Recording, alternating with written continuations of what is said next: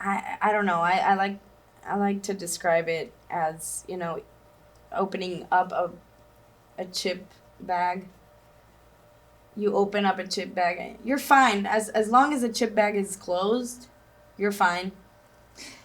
But the moment you say, "Oh, I'll just take one," and you grab one chip and you can't have just one, you finish up the whole bag. It's kind of like what film is for me, and art in general. Like, oh, I'll just paint one, and then you end up, saying, maybe I'll paint another one. Creativity works in that way. It feeds itself. As you're doing creative things, you become even more creative. What I believe is one masterpiece will always take you to the next one and lead you to the next one creatively. Of course, there's creator's blog and there's art blog, painter's blog, writer's blog, all that. But I think that's only just when the creative muscle is strained. We need to let it sit for a second, get better, and then start over again, But I do think that creativity feeds creativity and creates even more creativity. It's kind of like a little domino effect. Yeah. Like hanging out with creative people will always make you more creative as well. Yeah. I do see creativity as a living organism in a sense. Interesting. Yeah, Mr. Rogers did a number on me. Like, everyone, you can find good in everyone. And so I like... Mr. Rogers, the neighborhood? Yeah. Oh, okay. Yeah.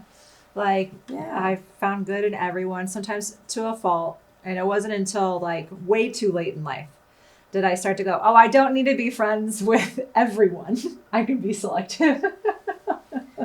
Like I said, I learned the hard way that, sometimes you can't resolve a conflict. Yeah. And there's nothing wrong about that. Yeah. Because it would generate a lot of anxiety, a lot of depression, because I couldn't be friends with everybody. When I finally understood that being friendly doesn't mean you're friends, I think that's when, and you don't have to be friends to be friendly. Like, it goes both ways. Yeah. I think that's when I started letting go and not be deeply affected. Because when I say deeply affected, Jen, I would literally say my heart is broken. Oh, no. Like, I would be heartbroken. Oh. When something didn't go, when I lost or I thought I lost a friend Right. So I had to learn the hard way that there's assholes in this world. There are. And it's not because of me. No, that's true. But at the same time, I think when you learn that, you realize, and it's a lot easier for you to find like-minded people. Right. That actually have the same ideals and goals and. And you said you were a figure skater? I was. I just missed all these big nuggets. I know. Wow, a figure I was skater. a figure skater for a while, and I loved it, and I still love it. Anytime that you tell me, let's go ice rink, yes! I'll be the first one there. Wow. Yeah, I love it. Sorry, I blanked out for a second because I'm still in shock that you are with your high school sweetheart.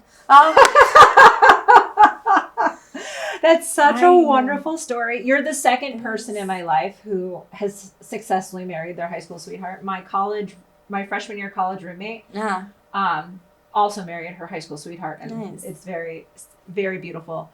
But it's so wild. I've met millions of people from all over the world, right? Yeah. And I've known two people who... Well, I've known... I've known, aside from me and my husband, I think I know one more couple. So, Yeah, it's just especially nowadays. It's so neat. If we take statistics on everything, right? And as we move along in our experience and the life and everything, it's so neat to like see it's almost like an urban myth or like it is. It's kind of like a rare sighting in the wild. Yeah. I mean, it's so beautiful. It's amazing. I hope you know that I'm coming from like a place of awe. It's so cute. I love it. And you don't stop evolving. Sure. As a person. Right. So I think we've been fortunate enough that we haven't become completely different people from when we met. And sometimes people do. Yeah. And it's, again, I don't think it's on them. I think it's just the fact that we've been very fortunate in